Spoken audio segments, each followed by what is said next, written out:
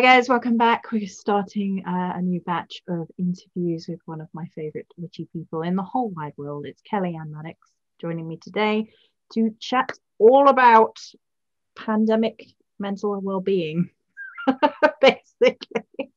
Welcome back, Kelly Ann. Thank you, darling. Thank you so much for having me. Hello to your patrons as well. This is a lovely thing to be invited to do. I feel like I'm being invited into the private sector of your world, so that's very nice. Thank you. It's absolutely gorgeous in there, which is actually one of the things that's been helping me through the pandemic. Everybody on the Discord is like supporting one another right now, like we'll get through it. And so this is actually really lovely as something we can do to give back. And we're in the middle of the Nematona cycle, so we're in Earth Goddess, Celtic Earth Goddess liminal spaces season as well, so that's really cool. So I guess we'll start with, what do you think has been perhaps the best advice you've either received or have kind of come upon that's helping you still through the lockdown and the pandemic and things of that nature? That's a really good question. Oh my God. I've been like totally, I don't know why, but I've been completely thrown off guard by that question. Just because I have received a lot of good advice. Do you know what? One of my favorite pieces of life advice that just helps me, whatever, like long before the pandemic, this was helping me. It is a William F. Buckley Jr. quote. He said, "Life can't be all bad when you can buy all of Beethoven's sonatas for $10 and listen to them for 10 years. And it just makes me think, you know what? You have got a flat full of books, and like you can listen to any music you want. And you can, there's all these little simple things. You can have a delicious cup of coffee or tea, in my case right now. You know, all the little things that you overlook when you feel very existential, very, in my case, sometimes dramatic. And also during lockdown, just literally, I mean, what the unholy fuck. So I tend to, it's ridiculous. That life advice has always really helped me, because it is actually my own attitude that, like, I often say, I might as well have said that, like, can't be all bad because you can buy all of Beethoven's music for nothing and listen to it forever. That's the sort of stuff I do say. But you know, when you're in a really bad place, you need somebody else to say to you the things that you have completely forgotten to say to yourself. And that's why I love that quote so much. So one of my tactics during lockdown has really been to revisit things I kept telling myself I didn't have time to read or watch, watching new things that, or reading or listening to things that I've discovered that I'm excited about. And taking advantage of the stuff that's already mine. It's already in my possession. I didn't have to order it. I didn't have to save for it. I've already got it, but maybe it's been gathering dust for ages and I haven't put my eyes upon it and thought of it as a shiny new thing that I can have and use. So yeah, just trying to enjoy all the little things that I already own. Absolutely. Yeah. So we're talking about this now really because, well, it's something that has been on my mind anyway, but I had come across this idea that a lot of people are hitting what they're calling the pandemic wall. Like, we've all been on kind of adrenaline to get through things, and we've been on our, like, we can do this together, best foot forward, and a lot of people are like hitting the wall, which I can totally relate to, because I am definitely hitting this wall. And like, I miss places so much. I'm quite introverted, so I don't mind too much, like, for a while, but then I think I fall over the line and I start going stir crazy, like, no, I want to see people. And for me, actually, the online community has been great. That connection to people, to being able to connect to people in groups, in Discord and Zoom and things like that. I've been ringing people up once a week. We've got to the point where I'm like, shall I just ring you once a week on Zoom? I'm like, yes, let's do that. Yeah. And just sort of honoring those connections and things, and then being able, at least we could go into nature. That has been keeping me sane. Yeah, absolutely. If we couldn't go into nature, I would have hit the wall much faster. But yeah, the wall is well and truly here with me right now. It's here right now. Yeah, the wall is, I totally relate to that. It's just going on and on and on forever and a day. And I think, you know, for me and for a lot of other people, the fact that I'm hitting a wall at all and feeling like it's been a year almost since I last was out in public in a group of people. And that also makes me angry. It's totally unjust. It didn't need to be dealt with this way in the UK at all. It's been completely heinously, utterly and severely mismanaged, 100%. And it's led to loads of unnecessary death, unnecessary closure of businesses, unnecessary heartache, terrible mental health issues. So I also, every time I hit the wall, I not only feel, okay, where's my toolkit and what do I need to focus on? But I've got all these other feelings which are completely justified. That's the problem with it. The feelings are justified, but dwelling on them, drowning in them is not helpful. And I don't deserve it. No one that hits the wall deserves to be plagued by those feelings. So I also have this word with myself where I'm like, yes, okay, but that's not helpful right now. Bring it back to your locus of control. I don't know if you have that as well, but we're both quite fiery sons of bitches, daughters of bitches. So yeah, I wonder if that's happened to you too. Oh, I rant about the government quite a lot. I have a I did not vote Tory badge around somewhere because I'm just ashamed of the whole mess. I'm like, no, I'm ashamed of the whole mess of the handling of the COVID, of Brexit, of all of that. I'm so angry about all of it that yeah. Same here.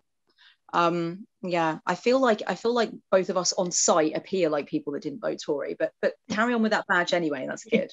Well, I have it just to badge of honor, and if I ever manage to go abroad again after all of this nonsense, I want it with me.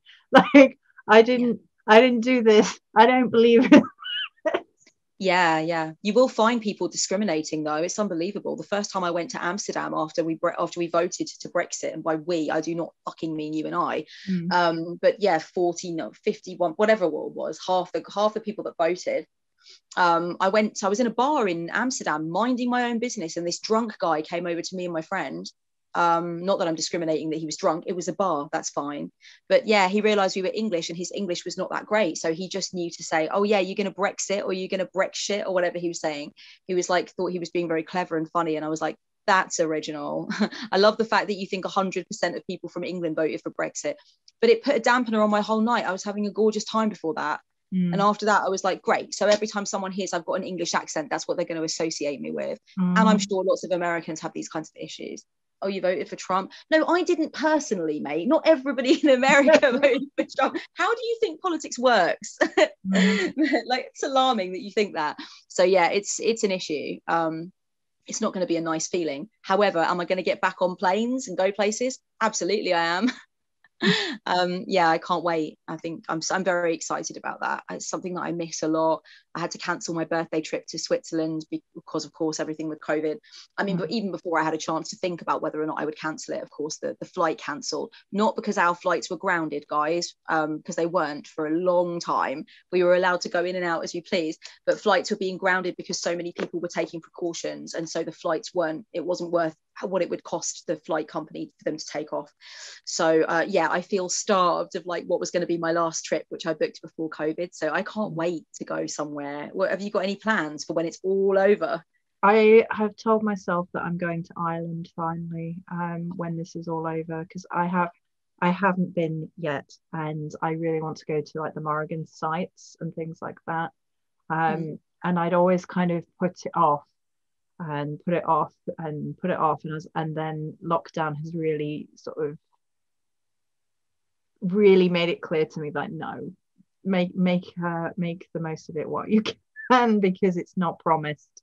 And I think that is something that the pandemic has truly brought to light in so many ways, all the things that are not promised. So we have to try and make the most of what we have and what we can do in any given moment.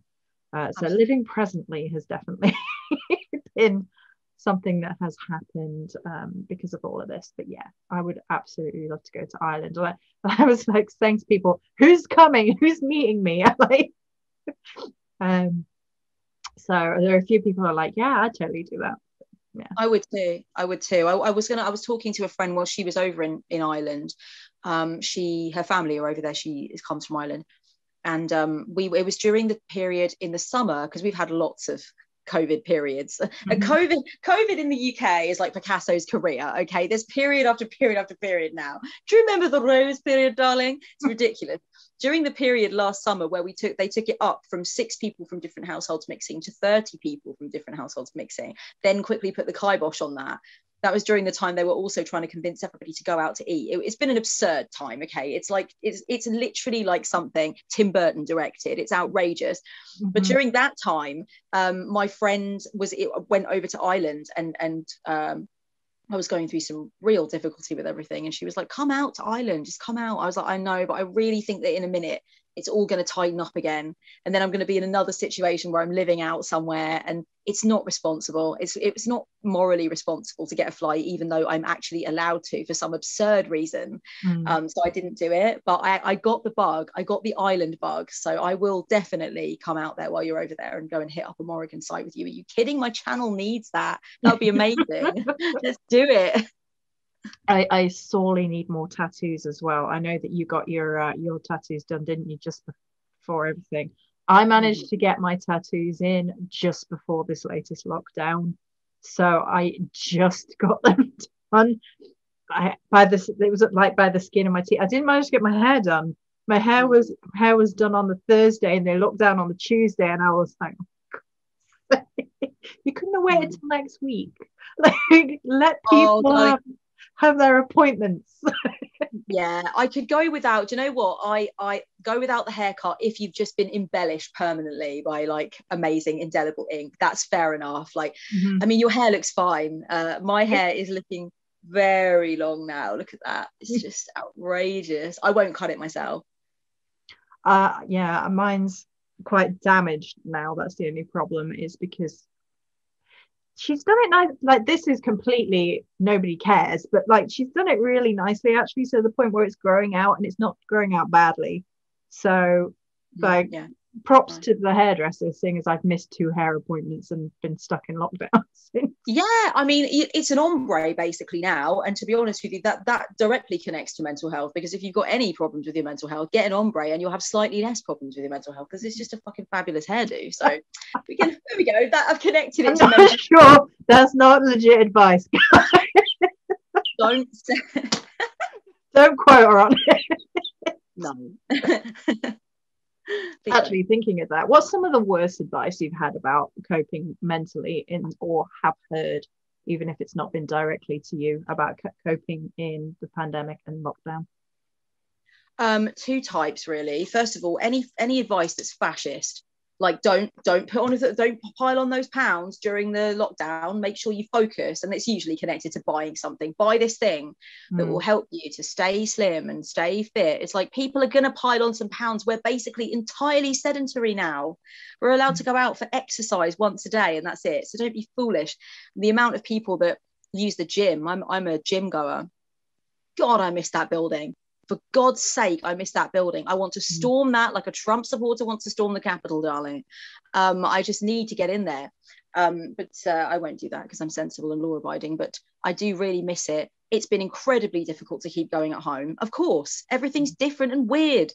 I mean, your head's in bits. You're not used to working out at home or doing whatever it is you're doing at home. You can't leave. There's no reprieve from it at all. So anything fascist, like, I don't order loads of Uber Eats. I mean, yeah, okay, we shouldn't order stuff for every dinner or whatever, but let's be honest about why these things are happening, and try to give people a break instead of bombarding them with like, you don't have to put on the COVID-20. You can. I've literally heard that before, the COVID-20. Like, let's just make sure people don't, like, go over the COVID edge, have the COVID breakdown, like whatever they need to do to get through it. I think that's really just important to recognize people are going to be different and feel different. I've seen some advice about staying in touch with people, make sure that you're Zooming and you're connecting and stuff. It's not that easy. I'm not my usual version of myself. Of course, I have wanted to maintain connections with people in my life, and I have done, but nowhere near to the extent that I usually do when things are normal. I have become a hermit crab quite a few times during this. And I think that's normal. I do not have as much to talk about, and I don't have as much to give. I haven't got as much brain capacity for hearing what others are talking about either. And I think that's okay. I've even seen advice that it's, don't be selfish, reach out. Other people are going through things. It's like the person reading this or hearing it may also be, and maybe feeling very guilty about not reaching out to see how they can help others. And so I think anything fascist, anything guilt tripping, anything that they've commodified and made into a sore point, a pain point, so they can be like, this is the pain, you're putting on weight, or you're whatever, and this is the solution, my thing I'm selling, all of that can get fucked. That's awful. And the other kind of advice I think I've seen that's done the rounds that really annoys me, it's not really even advice, it's abuse thinly veiled as advice. And it's things like, things could be so much worse, at least you've got a home, you're not living on the street, at least this, at least that. It's true. And I've seen this a lot in YouTube comments. Oh, you're being so dramatic, I'm fine. And sometimes it will be accompanied by, I lost my job and I'm fine. You've got your job still and you're doing worse than I am. It's like, look, it's not a competition. This is not a place for you to stroke your pride. That's really not advice at all. To me, that's abusive. And I've seen that happening. Or like, God, it could be so much worse. We could be living in a war zone or whatever. All of that can also get knotted. I think that's abusive. And I will say, I have actually gone into the comments, even under massive channels like BBC News or whatever, where I see people being abusive.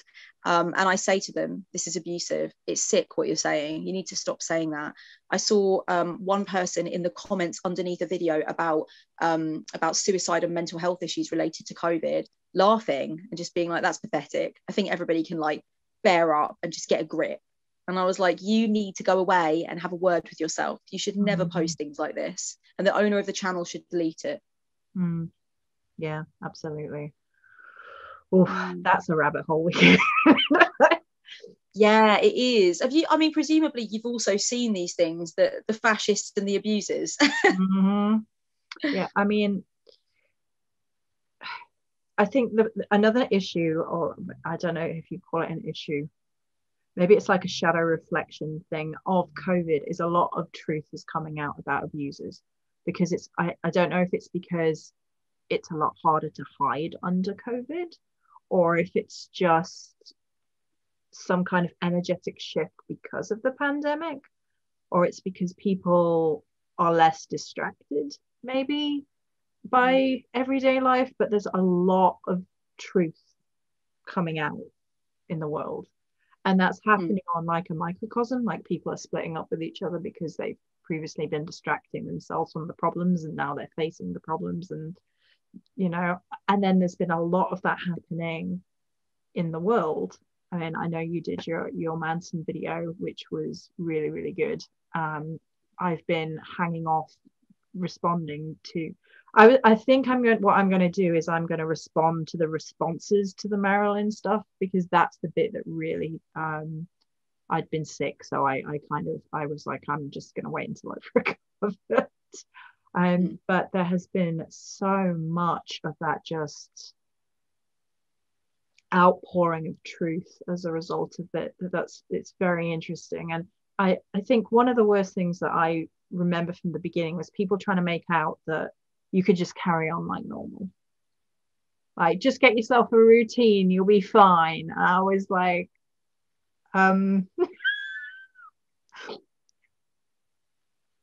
no. How is that going to work when everything we've ever known has been thrown out of the window? We don't have a routine anymore. That's the point. A lot of people, like in your best case scenario in the UK, at least, you got furlough, and you got 80% of your wages, and you were at home, and then you were like, now what? Yeah. And so then there was all of that, like, oh well, you can learn a new hobby, or oh, you can learn to cook, or oh, you can like and comparing it to the, like, people did great works in the lockdowns and things, and it's just like, okay, let's pressure people to be producing something wonderful in this really weird, traumatic event of our lifetime that none of us know what to do with. Yeah. And I think I've definitely had in my audience, and certainly in my Patreon members, some people that are smashing this lockdown off its hinges, but they're not being arrogant about it. they're even saying, I kind of feel bad about it because I know people are having a really difficult time, but I'm actually really turning it to my advantage. I've made it work for me. And that's amazing. I think people should totally celebrate that. But I think that should be something that is like a personal win for somebody, rather than people being prescriptive and going around going, I did this, why can't you? I've just finished a novel, why can't you do that? That's where everybody's expecting everyone to be cookie cutter and just go through the exact same experience that they are.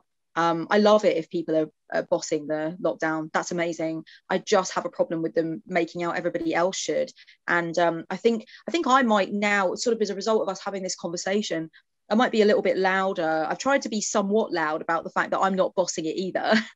But yeah, I think it's important for people to say, especially people who talk about things online, like what I talk about, that like, no, I'm not bossing it. No, it's hard. It's really hard. I'm not doing the things I usually do for myself. Self-care is slipping sometimes, definitely. This is a weird time and it's going on forever and a day. So yeah, I think it's important more people come forward and say no one's the best version of themselves. And for that small area of people who feel like they're a better version of themselves, that's amazing. But it shouldn't be a prescription for what everybody should be doing. Do you think self-care has changed for you since the lockdown? Because I think it's massively changed for me about what I see and feel and think about self-care. Definitely, it's definitely changed. One of the main challenges I have with self-care now is things like brushing my hair, brushing my teeth, changing my bed clothing, and keeping clean. All of these things I would do automatically because I was always on my way somewhere, talking to somebody, doing something, going to the shop. I mean, like I would always be cleaning, and I need to clean my teeth. I've had an interesting dental journey, and I've been very, very lucky considering my former problems with eating and stuff like that. But my dentist always says to me, "You've been lucky, but don't push that luck. You've got to come and do your stuff. Make sure you clean properly." That's been a huge issue for me in the last year. I have many times been like, "Wait a minute, how many days since I had a shower? How many days have I been wearing this t-shirt?" That aspect of self-care, unless I was in a very depressed episode, many people I'm sure listening will know when you are incredibly in a depressed episode, things will slip when you don't go outside as a consequence of depression, or you break plans because of depression. Other than that, I do not need to be reminded to wash my hair, brush my teeth, or any of that stuff. But yeah, with this, it's that's all slipped. That's really been a thing. Tracking my periods, which I do for various reasons. I'm usually hot on that because I want to know when I'm going to get my period. I'm going out, I'm doing stuff, I'm staying places. I want to know when it's going to be. I have not tracked my period for months because who cares? I'm just here, get my period, I'll go in the bathroom and sort it out. So there's just all these ways in which that definitely slipped. And I've gone through some shame about that, and I think a lot of people have gone through shame about like not washing, not cleaning your teeth.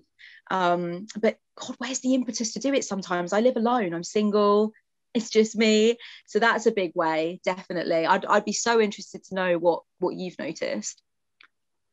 I've become I have to be careful with this because I'm incredibly introspective anyway. So I'm aware of the cycles of what's going on with me and the shadow work side of it that, you know, we both talk a lot about. But with lockdown, it's become more so. But it's also, on the flip side of that, become misplaced. So sometimes I'm just like, because it's a sea of days that are all the same and there's like no punctuation marks, sometimes I'm like losing track of time almost. And then I'm suddenly like, why am I suddenly not sleeping and not feeling good and feeling really ratty and irritable? And it's because something has like poked in the shadow realm of my head, which normally I'd be on top of because I'm like, oh, it's January, for example. January is a really difficult month for me. And I actually had it where I didn't realize, and then I spoke to my sister and she was like, well, that date's just passed. And I was like, oh. And then it all made sense. And it's like, oh, I wasn't on top of realizing that I may have a subconscious reaction, even if I don't have a conscious one, to certain dates and certain problems and things like that. So actually I found that I'd bought a really nice planner, and it was like a spiritual Glastonbury planner. And it has some really lovely, like, empowering female advice. And I'd actually misplaced this and forgotten I bought it, because obviously you don't really need a planner in 2021. And then I actually found it today, and I was like, oh, you should have been on top of this, because some of this is really like soul rich, enriching. It's nourishing. You should be looking at this just for the reasons you bought it in the first place, which is keeping on track of things that are uh, sort of, because everything is a sea of the same days, that you've maybe lost track of it a little bit in that way. Definitely. Yeah, I've definitely experienced similar things. And time on its own has just become such a weird, drippy, odd, sticky mess. Just not characterized by much at all. And yeah, that's been so dull and sad for me, because I usually am very switched on to like just time. Yeah, what I've done with my time, when things are coming up, as you said, personal things that I need to focus on that might be issues for me or might be very exciting for me, and then things happening in the public sphere and things happening with friends, birthdays and stuff, and that's just all gone to pot. I just yeah, my relationship with time is very strange. Yeah, so I get you on that very much. I think I've tend to be on top of like keeping myself clean. That's not too bad, although like the bedding has definitely been a thing, to the point where I bought different colored beddings, so at least the feel of the bedroom will change when I change my bedding. Yeah, so I have a red one and a blue one, basically, both with forest animals all over it. But then it sort of changes the energy a bit, so I'm like, oh, I haven't changed the energy in the room for a while, let's change the, and that helps me like trick my brain into things like that. So that's how I've been coping with that. I have to be very, very careful about not overspending though, because it's so easy to do in lockdown, because it's at least a bit of excitement that something arrived at the door. And I think that's a thing for so many people, is being careful not to, I mean, there's a mix of that for me, because on the one hand, when I have been doing it, I've been like, try and support local and witchy businesses as much as we can. So if I fancy a piece of art to cheer me up, I'll make sure that I'm getting it from Cat Shaw, for example. Her art is this one and the Medusa behind me, and she's in Glastonbury, and she's lovely. And so things like that, I try and funnel it into that. So it's like, because I know small businesses are struggling right now, especially with Brexit now on top. Yeah. So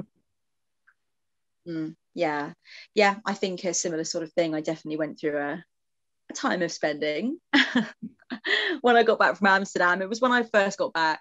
I just fell into a bit of a what's arriving today pattern, and then I had a chat with myself. Like, I can't remember when. It was a few months later. I was like, look, I think you've really put a big dent in all the band t-shirts you didn't have, because I'm a band t-shirt collector, but I've got an idea in mind what I want, and I sort of collect as I go, usually looking through shops for the band tees, which I can't do anymore.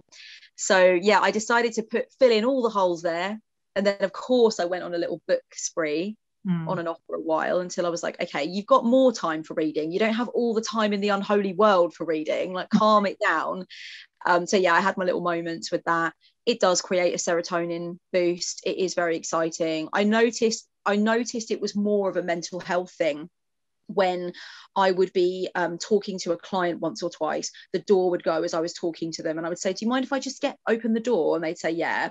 I'd go and open the door. Then once I got the package, I resented having to go back up to my client call, because I wanted to sit in the hallway and rip the package open. And I was like, whoa. Like, that is not about what's inside. What's inside. It's not a Christmas surprise. You ordered the shit the other day. It's scented candles and books or whatever it is. So I would be like, oh, I really just want to do this now. I've got another 40 minutes with my client, which I never think that. I never am like, oh, I've got to do something with my client. So I was like, okay, this is about a serotonin boost, and you can get that through dropping and giving yourself 20. Like, stop it. So yeah, that was like a bit of a wake-up call for me, that the overspending thing happened for a while, definitely. And again, it's like I was saying earlier about like fascist advice. By the way, guys, I know the term, the definition for fascism. I'm using it as a like funny adjective, but the fascist advice about don't do this, or don't fall into overspending, or don't fall into overeating, fine. But I think we all can at least appreciate and be honest with each other about why that is, and that lots of us have fallen into those traps, instead of taking this kind of sanctimonious route where the person going through difficulty, overspending, not exercising, whatever, is feeling bad. I'd far rather use my platform in any way I can to be like, hey, I overspent. Hey, I stopped exercising. Hey, I didn't clean my teeth for a few days. I'd rather do that than make people feel that aspirational, awful feeling of like, oh, I need to do what she's doing. She seems to be bossing it. I really want people to know I'm not, actually. I talked to the patrons who this will primarily go out to. I mean, I might put it on YouTube later to help as many people as possible, but primarily, and the patrons know that, you know, I was sick, very, very sick, the end of last week into the beginning of this week, and I was just straight with them. I was just like, I can't. I know I said we were going to do things, but I can't. I've got to lie down. And sometimes that's one of the most important things. I mean, I've been doing that for years anyway, when it comes to shadow work, when it comes to trauma stuff. I mean, like, sometimes you need to know that the people you're watching are still human beings, and they still process things, and they're not separate from the human experience. And the people that pretend they are just lying to you to sell you something, probably. And it's not okay, especially in areas like spirituality and mental health and things like that, when people need to know that they're not on their own, that they're not the only ones struggling with it. So yeah, that's really, really important. Absolutely. Absolutely. If you could have changed the way you'd handled anything in the lockdown, what do you think you would have changed?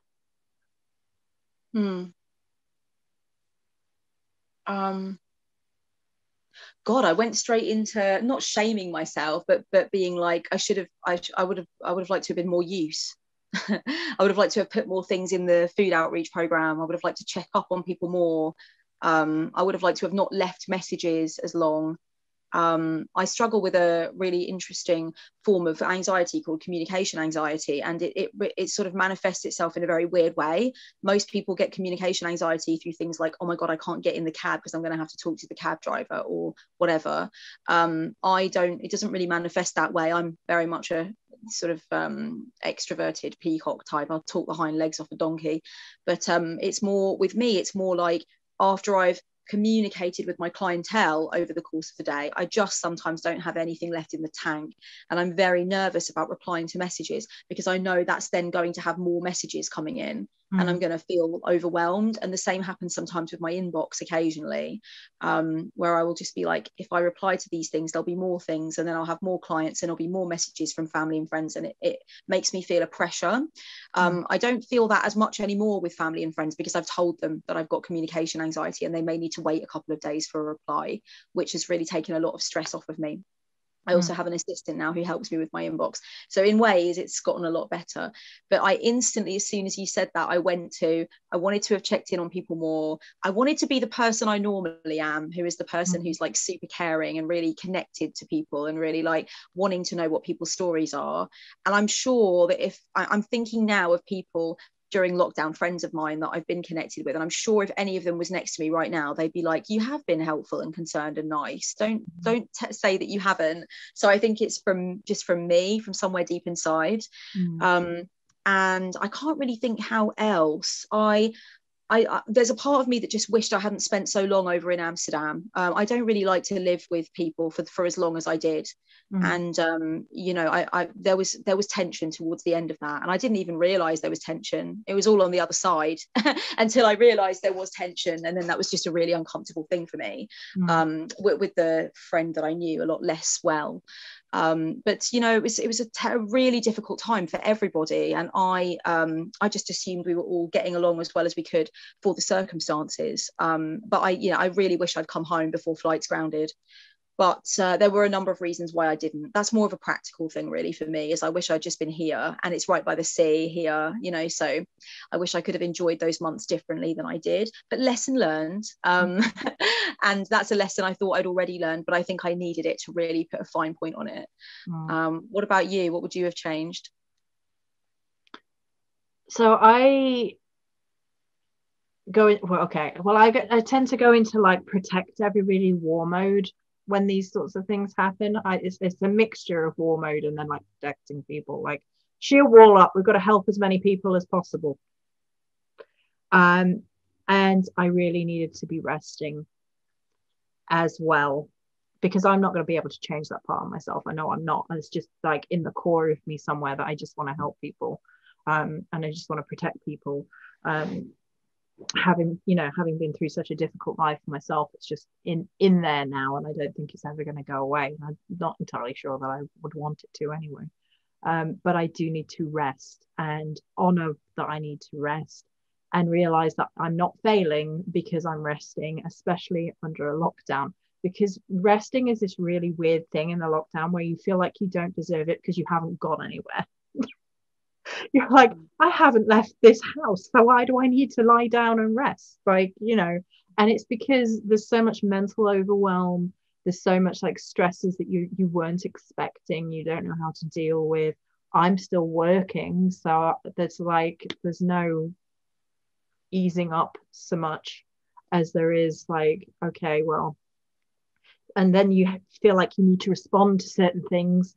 And I've had to get myself into the habit of being like, look, if you're not at a place where you're ready to make a video about it, or you're ready to talk about it, and you're not feeling well on some level, then just don't do it. And I that's something that I've learned over the lockdown, and I kind of wish I had implemented a bit sooner for myself, because I think I would have saved myself some stress. Definitely. And I think that's very much what you said first of all about like warrior mode and help as many people as possible, make sure everybody like pick people up and we'll all go in a big tribe towards mental wellness and emotional well-being. I think that's my thing too. In fact, weirdly, just before we started talking, I was saying to you, I'm a recovering overgiver, and I find it very difficult in situations where I want to breach my own boundary to make sure somebody else feels okay or gets what they want.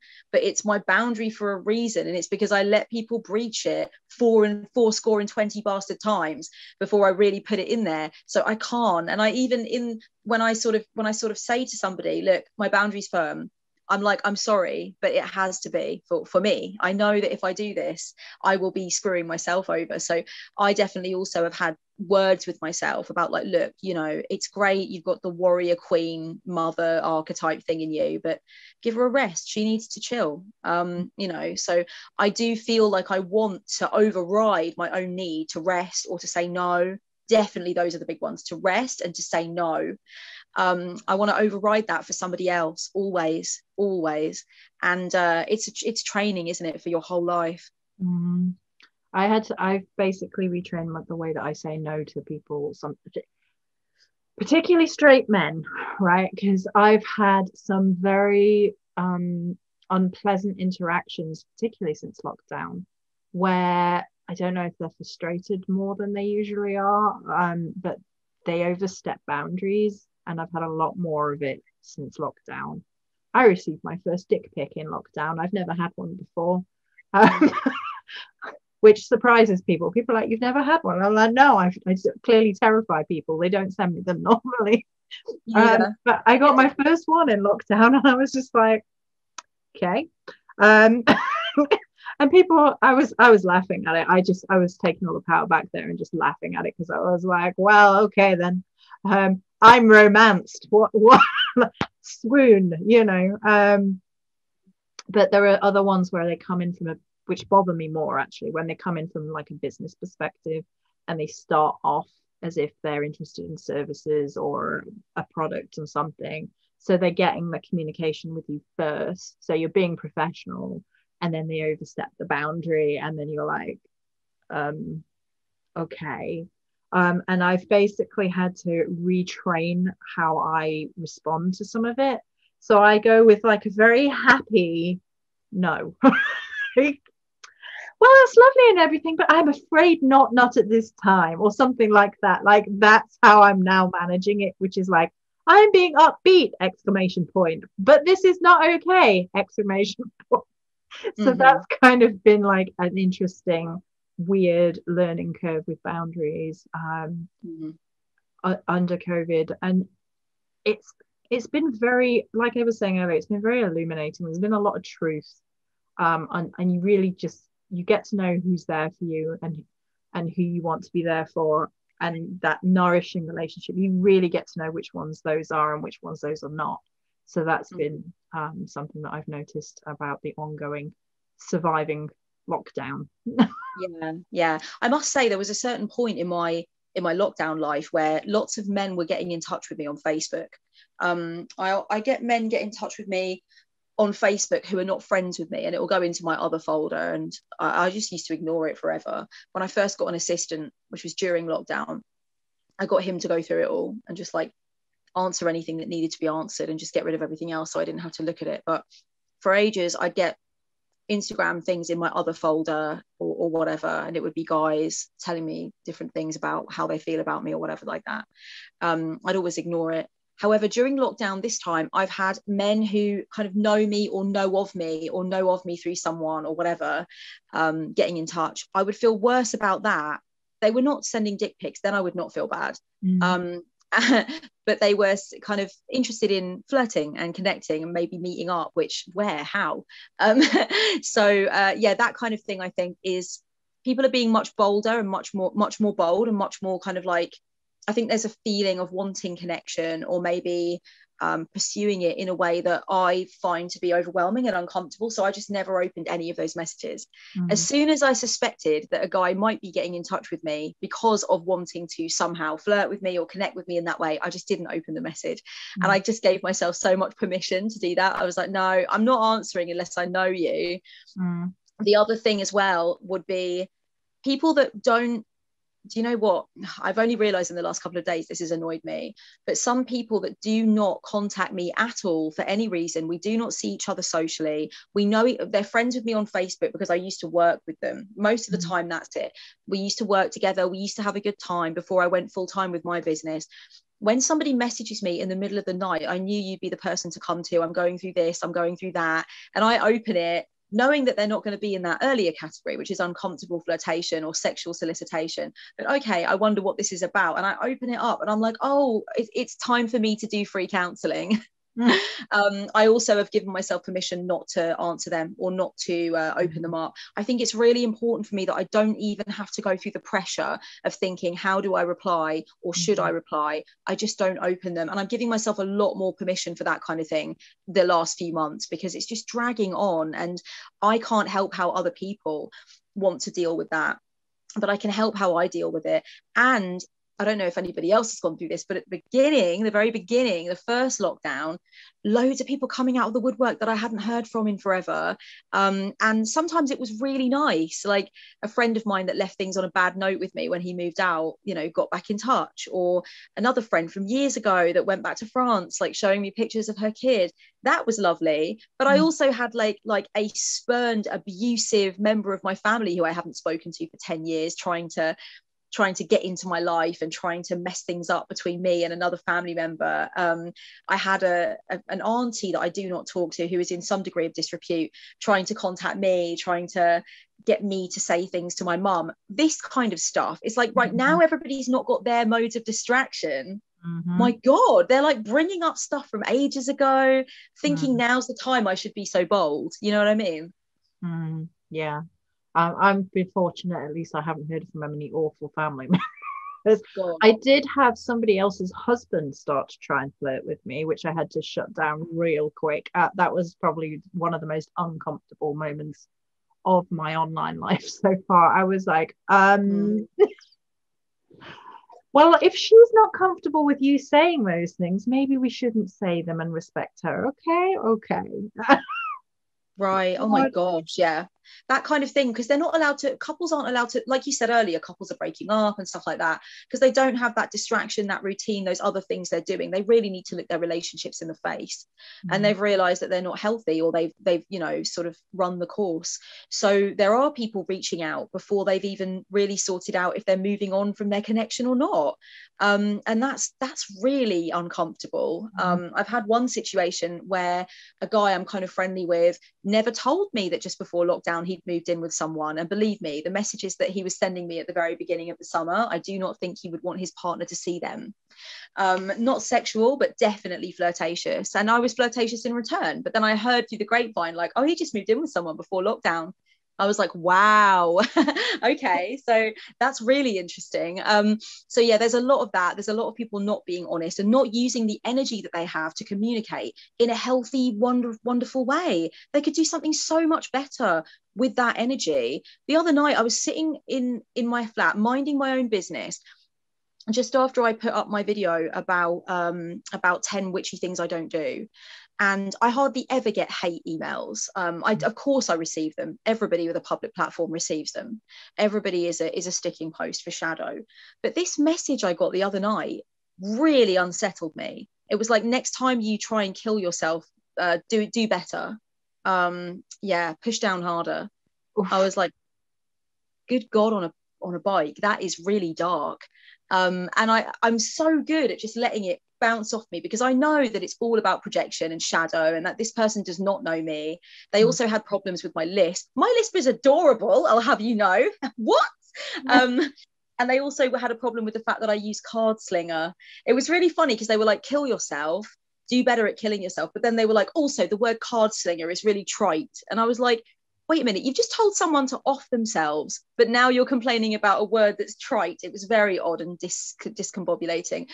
And I looked at it and I thought, wow, if you're already in a bad place and something like this comes upon you, either because you've got a public platform or because somebody just wants to lash out in your life or whatever, that is very, very hard to deal with. And there is more of that during lockdown because people are losing their resources, their support system, their sense of the future.